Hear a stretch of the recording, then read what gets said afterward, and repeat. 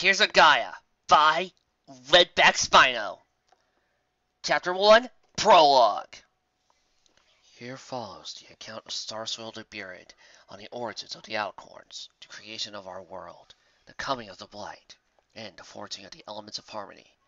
All information is guided from first-hoof interviews with Their Majesties Princess Luna and Celestia. In the beginning, in the time before time, there was Vita. For an eternity, Vita was without form, alone in an empty universe. Then, as it gathered together, pressing in upon itself, it gained physicality, and thus, Cosmos came to be. From its own body, Cosmos formed a book, not of paper or leather, neither bound nor pressed. This book simply was, and was so created to give form to the words written upon it. To sate its own bodily desires, Cosmos came to write of others with the power to create, others who would do its bidding without question. To each of the others was given a book of similar to that of Cosmos, along with the command to create. So, the others set to writing of whole words and other, lesser creatures to live upon them, and all that was written came to be. For endless ages, the others would preside over their subjects on their own worlds. On one world in particular, many of the others concentrated their works, aspiring to make a world free of flaws. Lands were divided, and given to each race to preside over. So, with the freedom to travel to and from land to land, the task of maintaining these lands and races was shared between the others who toiled over it. Many would write of physical forms for themselves, so they would be among the lesser creatures that inhabited this world. In the Eastern Horizon, they would take on a form similar to those who they would work. Of all the others, 9 were those who worked with this world. 6 frequently took the forms of creatures they loved above all others for their humility and willingness to learn. These creatures were known as ponies, and predominantly inhabited the northern half of the largest continent in the world, where we ponies mostly still live today. These 6 others took similar forms, and though of greater perfection and stature than their subjects. They referred to themselves as alicorns. The first of the 6 was Augustus, who took on the form of a fur color of clay and a mane that flowed gray like smoke. He, for the alicorns assumed genders as well as physical forms, would teach the creatures of the world the ideas of civilization and economy, so that each race would grow beyond simple living and work toward expansion and greatness. The second was called Marina, who would preside over the seas that surrounded the lands. Blue was her coat, and blue was also her mane, which flowed and rippled like water. She would control the wild waves and calm them so that the creatures could travel across them, as well as filling the seas with life of their own. Then there was Eudux, the third. He took it upon himself to teach morality and law to the creatures, help each race to determine the rules of its own. His coat was orange, and his orange and yellow mane raised and writhed like fire. The fourth was Gaia. Her alicorn form was one with light green fur and a mane like white clouds. Her dominion was over the very earth itself, for she adored all that nature had to offer. She taught the creatures of the world to respect and to care for the world they lived in. But since Augustus taught them expansion and civilization before, they found Gaia's teachings difficult to follow. So she cordoned off areas of the world where no civilization could grow, and the land would remain forever wild and free. The best known of the area was the untamed wilderness we now know as the Everfree Forest. But with many other such wildernesses were created throughout the world, including the southern forests of Xervadas and the Sea of Sand in Sibrica. Lastly, there were the sisters, who called themselves Celestia and Luna, after the great bodies they controlled. The elder, Celestia, was pure white with a mane of endless colors. She would control the great star that was nearest to the world, the sun, so that it would rise and illuminate the world. Luna, the younger, would control the smaller body known as the moon, whose glow would light up the dark. Her body and mane were both deep blue, like her dominion at dusk.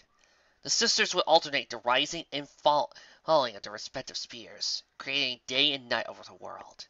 But they loved the creatures of their world, the ponies more than any others, and longed to live among them. So, against the fights of their kin, they forsook their divinity, giving their books to the other alicorns, and taking the physical forms permanently. They lost their power of creation, but retained their immortality and their power over sun and moon. In these forms, they went amongst the ponies, sometimes as kin, sometimes as rulers. Now, there were 3 others who ruled alongside the Alicorns, but their indecision over the race they loved the most drove them to take on a different form to their Alicorn kin. They would take on many forms at once, so they would appear made of parts of many different creatures. With this in mind, he took the name Draconequus, meaning Dragon Horse. The first of the 3 was Morpheus. His body was long and sinuous like a snake's, with a horse-like head and large, membranous wings. He held sway over the dreams of all creatures, so they could eliminate the others in creation, but within the safe confines of their own imaginations. Then there was Thanatos. His form was unknown, since he always went amongst the creatures cloaked in black. His power was over the end of life, of morality and what lay thereafter. It was his task to escort those who had reached their end and guide them to the lands beyond, where they could live eternally in bliss. The last, and most powerful, was known as Eresus. His form lived up to the name of Draconequus the most, being that like a large gray pony, but with hindquarters and tail of a red dragon. Great wings stretched from his back, and horns sprouted from his head. He reigned over the greatest asset of the lesser creatures, their desire to create and expand, and aspire towards greatness and power. He taught them to desire creative abilities, and would then teach them these abilities himself. Thus, he became greatly loved by all creatures for his benevolence. So these 9 others, the 6 Alicorns and 3 Draconequi, rule over the world and its creatures. And for endless ages, life was good for all beings. With the others to guide them, the creatures of the world forged great empires and dominions in peace and harmony. But sadly, it was not to last. One fateful day, as they guided the ponies in the art of mining and the use of ores and precious stones, Eresus and Augustus delved too deep into the earth and awoke something. It was impossible to describe, save for one word: corruption. Eresus and Augustus tried desperately to shut away that which they had discovered, and to herd their subjects away from the abhorrent place. But the corruption spilled forth like a great cloud, and took over the others. Augustus escaped its grasp, but Eresus was not fast enough and was consumed. Taking root, it poisoned his mind, it twisted his body into something hideous to behold. Gone was the kind and loving Eresus, and now awoke the monstrous being of madness and chaos, known as Discord. Under the control of the corrupting blight, he went to each of his Draconequus brothers. The blight spread and twisted the 3 into monstrous, ugly forms. Morpheus of dreams became Decay, destroyer of all that Alicorns had created. Thanatos, for the first time, tossed back his hood to reveal a pale, fleshless skull. No longer did he escort the aged to their just reward in the lands beyond, but instead brought an end to life itself as death. The Draconequi came together in their newfound hatred of the Alicorns, who strived for harmony, truth, and life. To them, the Alicorns represented everything they now stood against. They rose up, claiming the world by force before the Alicorns had a chance to react. The world fell into ruin and disarray under the twisted rule of those monsters, destroying all the hard work of the Alicorns, and causing unrest and unhappiness wherever they went. Finally, the Alicorns could gather full strength, summoning many great creatures to their cause, before launching a mass attack upon the Draconequi. But the 3 brothers had themselves been highly creative, forming many lesser Draconequi of their own, and endless hordes of savage monsters. And so, a great battle was fought in the heavens between the Alicorns and Draconequi, led respectively by the embodiments of order and chaos. Races and species came and went, and whole lands appeared and disappeared as the battle raged on. After what seemed like an eternity, the Alicorns were victorious, subduing 2 of their corrupted kin, as the 3rd fled to the lands in the south. But, because the Alicorns were willing to be merciful, they made an offer to death and decay. The 2 Draconequi were told they may be forgiven, and allowed to continue their ways, under careful scrutiny, of course, provided they could turn in their brother Discord and surrender their own books. Seeing no way out, the brothers agreed and turned their books, giving the location of Discord and what remained of his army. The sisters, Celestia and Luna, took 5 jewels from the earth, and challenged to eat and fuel the power of one of the aspects of harmony and love that the two Alicorn princesses came to hold in highest regard. These 5 jewels became known as the elements of harmony, representing honesty, loyalty, generosity, kindness, laughter. Through these 5 jewels, the sisters discovered they could generate the most powerful force known to other and lesser creature, the force we now know as magic, which they then challenged into a 6th jewel. Discord and his army of monsters battled stubbornly on, but in vain, as the elements of harmony cleaved through many who stood in their way. Finally, Discord was all who remained to fight. Yes, the jewels did come from the Tree of Harmony. Celestia and Luna could not, however, destroy their fellow other, and so made one last appeal to Discord. They promised that he may be allowed some sway over the world, if only he would hand over his own book of creation and surrender. But in response, Discord consumed his book, absorbing the power of creation into himself. The blight lunged forth from his body, grabbing at the Alicorn sisters to corrupt the two. Celestia evaded its grasp with ease, but Celestia was caught in its grip and nearly consumed, before Celestia stepped forth and launched a barrage of magic. Discord and the blight fell back, and at this brief moment of hesitance, Celestia and Luna saw their chance. Rising up and harnessing the full power of the elements of harmony, their magic blasted the body of Discord, and encased his essence in stone. What remained of the Blight's monstrous army was gathered together and herded into the place now known as Tartarus. There they were sealed away behind great gates of iron and stone, where they remain to this day. The Alicorns were victorious, but at a price. Each of the 3 Draconiqui had taken a considerable hold on the world, which was reduced to a hollow shell of its former glory. Of all the Alicorns, Gaia was the most saddened by the destruction of her beloved world. Her weeping was long and loud, as in her grief she held her hands closer and closer to her, her grip tightening until she became one with the very earth she so loved. In her memory, the Alicorns took her tears and forced them into a great green jewel to preserve the legacy of their fallen sister. It was then that the Alicorns departed from the world for the last time, their work done, shedding their physical bodies and joining their fellow others. But before they did so, each of the Alicorns will leave behind a trace amount of their magic, which fused with the Tears of Gaia as one final gift to their world. But what was a small amount of magical power to an Alicorn was near infinite to any lesser creature, and so the great jewel grew to be more beautiful than any other in the world, and it was a reservoir of more magic than any other known artifact in existence. Celestia and Luna remained behind, unable to join their kin since they had forsaken their divinity. It was at this time, however, that a new nation came to be in the world.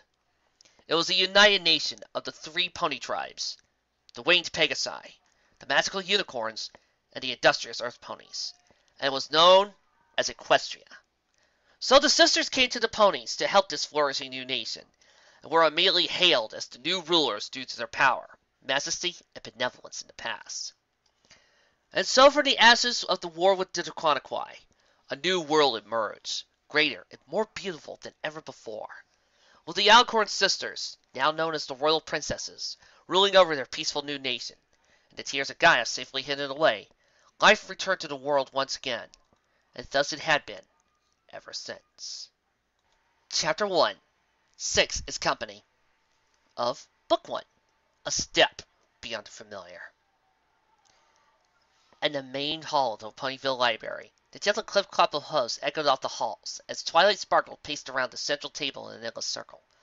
Stopping briefly, she looked at the clock that hung above the endless bookshelves that formed the walls. But at the time she saw did little to calm her down. With a groan, she resumed her pacing once more. Okay, what's the big man dilemma this time?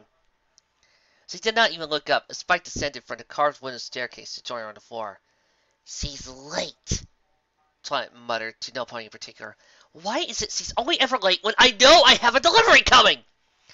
Delivery? Oh, you're waiting for Derpy then, Spike asked, putting his two together. Twilight nodded as he continued to pace around and around.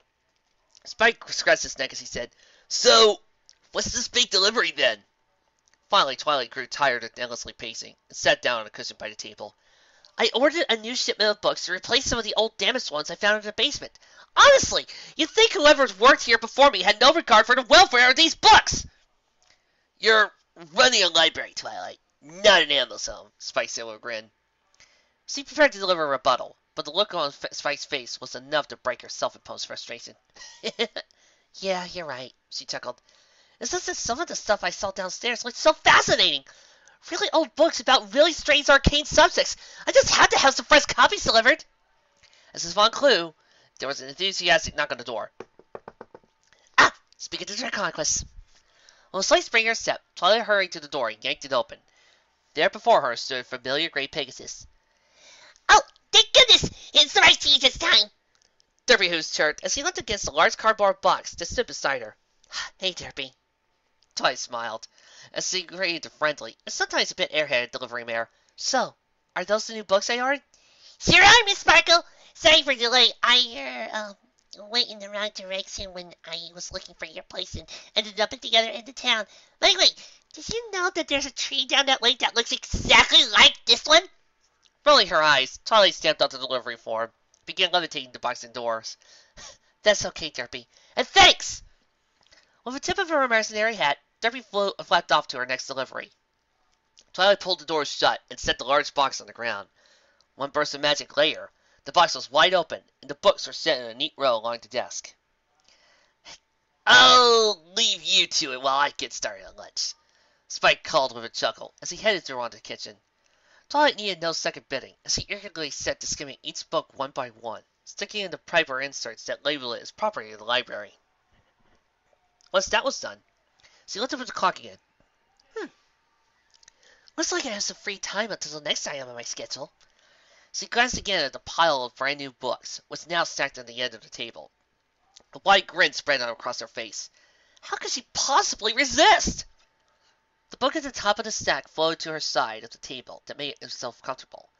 The spine creaked slightly as she opened the pages, inhaling the sweet, crisp scent of new books. It had cost her half the library's monthly budget to order these books, but in her mind, it was worth it. A few hours later, Spike shouted from the kitchen as he laid the table. Hey, Twilight! Come take a break, will ya? Lunch is ready! The only response he received was a non-committal, "Okay," from the hall. Peeping his head around the doorframe, you could see Twilight sitting on the floor, surrounded by her new books, along with dozens of other assorted books and scrolls. As her eyes scanned the pages, sometimes switching between the pages at breakneck speed, Spike could see her scribbling down notes on the extra scrolls of parchment. Hey, Twilight! Come on! Spike called again. I made us some hay fries! She tried to respond and wave away the offer, but she was assailed by the delicious smell of the crisp, crunchy delicacy fresh out of the frying pan. It had been a while since she last had any hay fries. Her rumbling stomach occurred. Reluctantly, she slipped a scrap of parchment into the pages of a makeshift bookmark, and joined Spike at the table of the kitchen. For a few moments, only the sound that came from either of them was the crunch of hay fries, or the occasional little sound of satisfaction. It was Twilight who finally broke the silence. Hey, Spike? Hmm? She sat back from her meal for a moment. Have you ever heard of something called the Tears of Gaia? Spike looked up from his dining, crumbs and flakes of hay falling from his lips. The what now? It's just something I noticed in these new books, Twilight replied as he gazed around nothing particular. It keeps mentioning them. The frozen tears of Gaia. But the funny thing is, I can't find any actual description of what they are or what they do. Well, what do the books say about them? Spike queried. Well, nothing direct. As he spoke, Twilight's horn flared up with a magenta glow. Several of the books came floating through the doorway, encased by the same aura.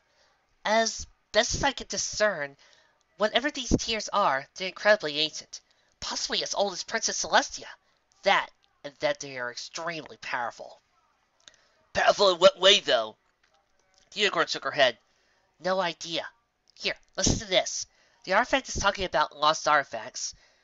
And so, the sapphire statue takes its place among the greatest mysteries of Equestria that have yet to be rediscovered, joining ranks alongside the fantasy army of Luna, the lost sword of Commander Hurricane, and possibly the most ancient and prized of all, the legendary frozen tears of Gaia. She looked up to Spike, who nodded. Yeah, go on. That's all there is. Twilight sighed, passing the book to Spike. I've gone through all these books and found nothing. Pushing her plate aside, she rested her chin on the table. Spike gulped down another mouthful of fries. I don't know, Twilight. I'd imagine something as powerful as all that would have tons of written about it. It just doesn't add up. The pair sat in silence once more, dwelling with their own faults on this newfound discovery. Hey, maybe it's like those time spells, Spike suddenly said. Remember? They were all kept up in the secure wing of the catalog archives? Oh my gosh, you're right! Twilight perked up almost instantly. If those Tears of Gaia are really so powerful, any information about them would probably be top secret and secure. Well then, it's a good thing I'm the princess's personal pupil.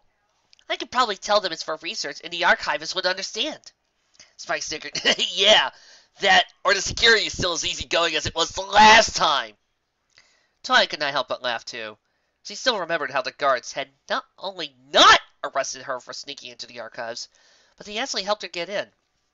Being the personal protege of royalty certainly had its perks. So then, Spike continued, if none of the books have anything useful, I guess the Canterlot archives are your next bet. That sounds about right. I can head up there tomorrow morning. I'm mostly free that day. Hey! I should ask the girls, see if they want to come too. It's been a while since we all went down to Canterlot together. Twilight got up and levitated her empty plate into the sink. Spike, clear my schedule for tomorrow. I can rearrange things once I get back from Canterlot. As Spike dutifully got to work seeking out Twilight's calendar, the unicorn headed out the door and into town to seek out her friends. Inwardly, she prayed for the sort of luck that would allow some of her friends to be free for a day trip into the royal city. Twilight's luck could not have been better. Not only were all of her friends free to make a trip to Canterlot that day, but several were already there. Applejack had headed up there for a special National Market Day to sell her family's wares, and Sleepy Belle had told them that Rarity had been summoned to the city to do a personal commission for Fancy Pants' wife. Miss Fleur apparently had insisted that Rarity stay with them while they did business. So, the next morning came, and the 4 young mares that remained had convened at the train depot. Fireside and Rainbow Dash waited on the platform as Pinkie Pie and Twilight bought the tickets for the 4 of them. Here you go. Miss, anything else for the journey? The stallion behind the shop counter asked as he printed out the tickets. Could I have a newspaper too, please? Certainly. He pointed to a small rack, displaying a half-dozen different papers, from broadsheets to tabloids and everything in between. Which one you want? The Ponyville Express, the National Gazette, the Canterlot Tribune, the Chicago Memoirs?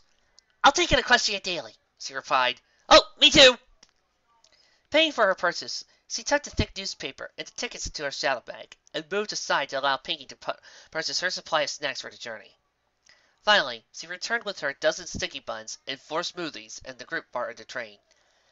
As it pulled out of the station, Twilight and her friends took their seats together. Twilight set to scanning the newspaper for anything of interest. Anything good in there, Twilight? Rainbow asked, as he read over the Violet Unicorn's shoulder. Twilight shook her head. Not really. Territory negotiations with the Diamond Dogs are still going nowhere, apparently. Sapphire Source's latest album got 4 stars. Ooh! Here's something interesting.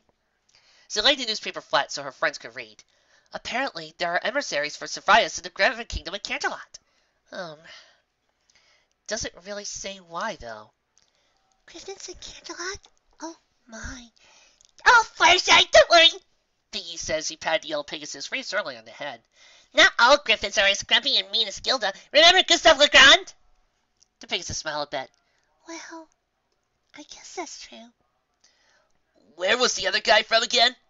Twilight pointed to a photo of the emissaries for the 2 nations standing alongside Princess Celestia, smiling for the camera. On her left stood a white and gray griffin, decked out in a scarlet military jacket, complete with velvety red and gold cape. And to Celestia's right was the emissary for Servatus.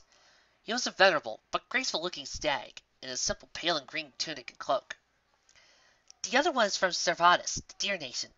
I've read that this is the huge forested land south of Equestria, but I've never heard of any deer folk coming this far north before. Why not? Are they just shy or something? Rainbow chuckled, but Twilight nodded. Well, yes, in a way, actually. From what I know, the deer folk are rather like deceiver tribes. They just like to keep to themselves and not leave their land too often. So whatever going on there must be pretty big to make them travel to Equestria. As he flipped through the paper more, They found articles of interest, but nothing that warranted much conversation. So, Twilight, what's this whole trip about? Fireside asked. Rainbow Dash joined the discussion. Yeah, because you're not really the type to decide to go on a day trip just for fun. Did Princess Celestia want to see you? Unicorn shook her head. Actually, this is a personal trip. You see, yesterday I received some new books to replace some really old ones I found in the library basement. They were filled with some pretty fascinating stuff. But one thing stood out to me. Something called the Tears of Gaia. Ooh, that's a pretty name, Gaia, Piggy interrupted. But why would some pony write about her tears? And who is she? Twilight carried on. Well, that's just it. None of these books really talk about what the tears are. All I can figure out from what I read is that they are something extremely powerful in some way. And they are incredibly old as well. Maybe as old as Princess Celestia herself. Wait, that means these tears, whatever they are, could be at least 1,000 years old! Rainbow Dash added. Exactly, replied Twilight. Pretty intriguing, wouldn't you say? So I'm going to try and see if the Canterlot archives have anything more informative. Fireside didn't spoke up. Well, if these tears are as old as Princess Celestia, then they might have some connection with her. So, don't you think you should ask her about it? Maybe, Twilight replied, gazing out the window. But with the Griffins and Deer visiting, I'm betting she'll be pretty busy. If I haven't found anything by the time the emissaries leave, I'll talk to her. As the train pulled into the Canterlot depot around noon, the four mares headed out and off in their separate directions. Alright, girls, you guys have fun, see the sights, and do what you like. I'll be over at the archives, so come and meet me around supper time. Does he want some help? Fireside asked, hanging back. Twilight shuffled on the spot, scuffling the ground with a hoof. Well, normally I would, but, well, truth is, when it comes to studying or research, I typically work better on my own. You understand, right? Of course. See you then, Fireside replied, giving a quick smile before trotting off toward the market district. Twilight, meanwhile, set off toward the massive spire building that was the Canterlot Archives. The idea of so much knowledge and history all crammed into a single building together, as if waiting for an eager researcher such as herself. It gave her shivers just thinking about it. Low creak echoed through the otherwise silent hallway as the doors to the Canterlot Archives swung open. An elderly unicorn stallion at the reception desk looked up to see a familiar silhouette stood from the doorway. Hello, Miss Twilight Sparkle. How long has it been since you graced my archives with your presence? He called with a wrinkled smile. Not as long as you think, Twilight murmured under her breath. Hi, Mr. Scrollstacker. How have you been? You're keeping myself busy, I guess. So, what brings you here? Well, I'm doing some research on an ancient artifact, but none of my books have much information on it. So I wonder if you might have something about it. It's something called the Tears of Gaia. Ha! The Tears of Gaia. Scrollstacker scoffed derisively. I think you better be out checking the fantasy section in the Falls Library, my dear. She frowned at the old archivist. Don't give me that! It really does exist! I know it! Oh, please. Scrollstacker waved his hoof. The Tears of Gaia are nothing but a plot device from ancient myth. It's just an old pony's tale. You mean like Nightmare Moon? The archivist stopped dead in his tracks. As he desperately tried to prepare a counter-argument, he saw the look of raw determination on Twilight's face. All right, point taken. Here, follow me. We'll see if we can't find something. Smiling with satisfaction, Twilight followed Scrollstacker into the archives. They passed through the high-ceilinged corridor and entered a room labeled Pre-Equestrian History. If we have any information to do with these tears, you'll find it in here. I start in the books on Alicorn, horse theories, or the foundation of Equestria. Twilight gazed with wide eyes with the thousands of scrolls, tomes, and grimoires that lined the walls. Right, thanks. Without another word, she wandered awestruck into the thick of the archive room. Scrollstacker smirked as he headed back to the front desk. Oh, and if you do find a seat, try to make sure there aren't any books nearby. Last time you were here, it took me about a week to get the saliva stains out of that copy of the Protocols of the Elders of Smooths. Twilight felt her cheeks flush red as the awkward memory sprung up in her mind. No problem. Oh, and if anybody comes in asking for me, let them in. The archivist nodded one last time and closed the door behind him. Needing no second bidding, Twilight rushed to the near shelf and began scanning the tiles for anything of some relevance. Surely here, in the greatest collection of ancient artifacts and written word in Equestria. There would be some hint or scrap of information that would provide some leads to the Tears of Gaia. 6 hours later, the young unicorn sat at her central table, hair disheveled and eyes red with a strain of continuous reading, with about as much useful information as he entered the archives with. Are you serious? I looked through over 100 different books and scrolls, and I find nothing? She stumbled around, arguing, very angrily. Venting her frustration, she aimed a half-hearted kick at an empty bookcase. All this resulting was a throbbing pain in her hoof, and an even fouler mood. Then, to add insult to injury, a fresh wave of books and scrolls tumbled down on her from their hiding place atop the bookcase. As she exhumed herself from the pile of dusty tomes, all the while muttering some rather colorful language, she yanked a thin wand of bound parchments from her mouth. But something caught her eye as she tossed a crudely bound excuse for a book to the far side of the table. It was a small wax seal on the front, a stylized star with a swirly spiral background. Twilight's eyes twinkled with wonder. She would recognize that seal anywhere. No way. Could it be? She whispered in amazement as she pulled the bound papers together. Tentatively, she peeled back the front cover, her breath caught in her throat as she read the first 3 lines. Here follows the account of Starswirl the Bearded on the origins of Alicorn's creation of our world, the coming of the Blight, and the forging of the elements of harmony. All information is gained from first-heard interviews with their Majesties, Princess Luna and Celestia. In the beginning, in the time before time, there was the Vita. For an eternity, the Vita was without form, alone in the empty universe. Then, as it gathered together, pressing in upon itself, it came into physical form, and thus Cosmos came to be. Good grief, this place could use a good dusting, Randy said, with no trace of subtlety, as she and her 4 friends wandered through the corners of the archives. Applejack nudged her not too gently. Just keep an eye out for Twilight, right? She says he'd be in here somewhere. That pony at the main desk said she was at pre-equestrian history section. Any idea where that might be? Rainbow said as she stared around the thousands of archives. Found her! Piggy's voice rang out from around the bed. As they came around the corner, they saw Twilight sitting at the table of the small room. Pinkie Pie was looming over her, trying to get a peek at what she was writing. There you are, Sugar Cube. I'll tell you, it's pretty darn easy to get lost in this place. Applejack chuckled as they gathered around Twilight. A moment's awkward silence passed as the ponies waited for their friend to reply, or even acknowledge their presence. Twilight? You okay? Pinkie ventured. I found it. Huh? The 5 ponies took a step back as Twilight got up and turned to face him, a victorious smile on her face. So, you know where the tears are, then?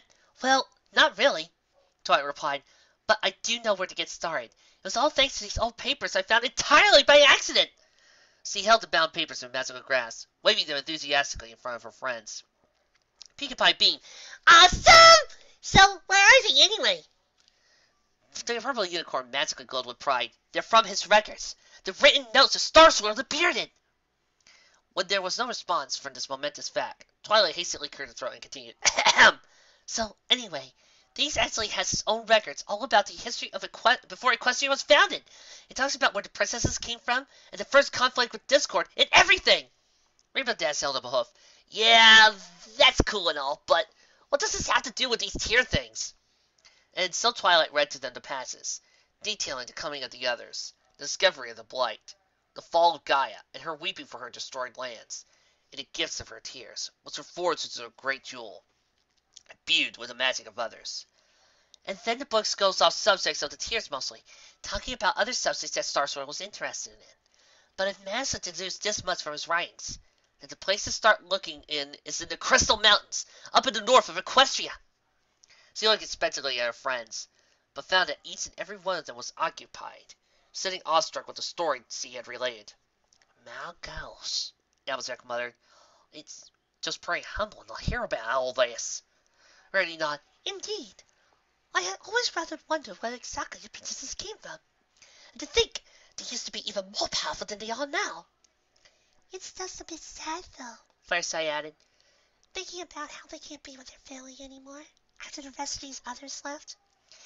Yeah, it's kind of sad. But the princess doesn't have a whole country of ponies who love them now. And you got us too. We're like one great big ginormous family. Piggy cheered. This got an appreciative chuckle from the group of friends. Applejack turned to Twilight. So, Twilight, now you know all about this. What's your next move, then? Twilight sat back down, sending the bugs back into their cells with a wave of her glowing horn. Well, I know where to start lurking. So, I guess my next move is to take that first step. I can head out tomorrow morning and reach the Crystal Mountains in a few days. Well! Twilight, is all the dust gone to your head and made you nutty? Applejack cried. You can't just go wandering off into Equestria like that. Not alone, at least. Every head turned to look at Rainbow Dash in surprise. Pegasus frowned back. You heard her. And I agree. You can't expect us to just let you go off on some random adventure into the unknown without us. Bring your friends, Twilight. The others nodded in agreement. Yeah, what if something happens to you and nobody's around to help? You could be stuck out there forever. Pinky added. But Twilight was apprehensive. Not sure. It's pretty bound to be dangerous. I mean, I'm thankful for the offer, but... No, Buster Cube! We ain't gonna let any friend of ours go getting herself into danger alone. Nobody ever be against us altogether, Randy chimed in. But the idea of going off to find what could be the most beautiful jewel in the world... Oh, how could I possibly resist? Fluttershy nervously spoke up, too. Well, it does sound like it could be dangerous, but if you could all be there for me, I'm sure it would be a nice journey. There you have it, Twi. Rainbow Dash turned to Twilight with a confident smile. If you want to go on an adventure, we're coming with you. Twilight looked at the expectant faces of her friends. She wanted to reason that she had no idea what would await them at the Crystal Mountains, that even she was not entirely certain there would be anything there. But she could see a fire in each and every pony's eyes. She remembered back to the conflict with Nightmare Moon. They hadn't let her go on her own into danger then either. Reluctantly, she gave a smile. You girls really are the best friends I could ask for. Well, you ain't the elements of harmony for nothing, Twilight, Applejack said with a grin. The purple unicorn nodded. That's true. Alright, we'll all head out together. Come on, let's find a hotel room or something for tonight. We can head out tomorrow morning. But what about Ponyville? Fluttershy asked. Don't you think we should tell some pony where that will be gone? Good idea, Fluttershy. Twilight nodded. I'll write a note to Spike, telling him we'll be gone for about a week. I'll make sure to tell him to tell your family, Applejack. Oh, and let somebody take care of your pets. Chatting to Emily all about the matter of preparations. The 6 young ponies headed out from the archives, ready for a good night's sleep, and for the journey that lay ahead.